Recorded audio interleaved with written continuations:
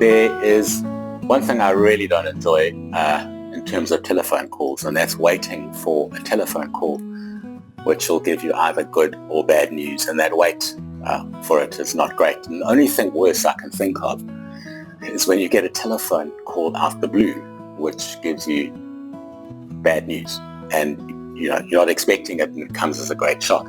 Now, what does this have to do with today's gospel? Hi, it's Deacon Mike, and welcome to our Cuppa with Mike, where you and I take a cup of the hot stuff, we take a pause, and we reflect on the gospel of today. And before I do any more, Happy New Year, Happy Liturgical New Year to you all, because we have now started the new liturgical year, Year A, where we journey with Matthew, telling the story of Jesus.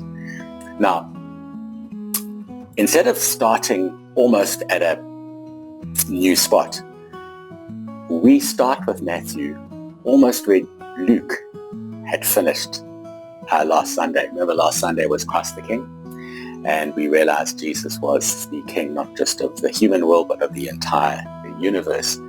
But before then, Luke had taken us on the journey with Jesus from Galilee through to Jerusalem, where Jesus really emphasized the need for his followers to live a lifestyle based on not the materialistic view of the current age, but of the new age to come, the age of the kingdom, where it's not so much about us, it's how we help others. We help the poor, the underprivileged, the blind, the lame. We, in other words, become the Jesus present in the world.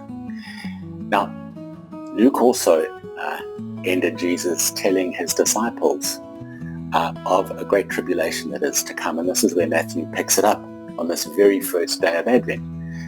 Matthew picks up this warning to Jesus' followers, and the warning is really spot on from Jesus, because after his death there was a period of 80 years of great upheaval in the area around where Jesus was born and lived, and then later on evangelized.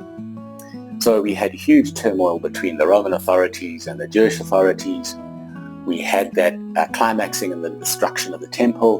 We had an increased dislike of Christian Jews from other Jews.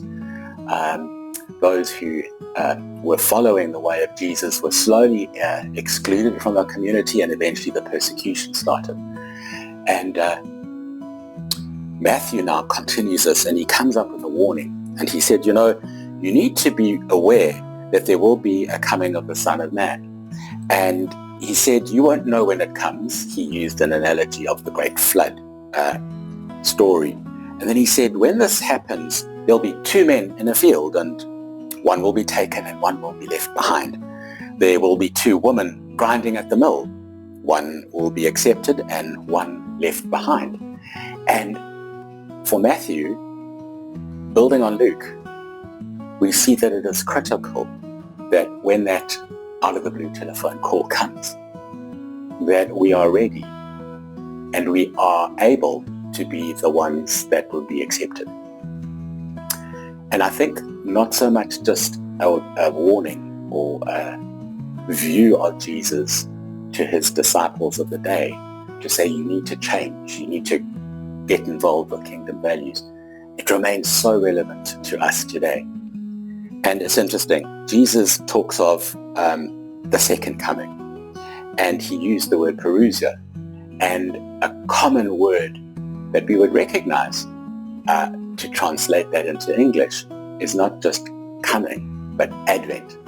So Jesus is telling us of his advent, the time when he will come again, time when his followers will collect around him. And of course, the challenge to us, and what we need to reflect on this very first week of Advent, is what would happen if the telephone call came today?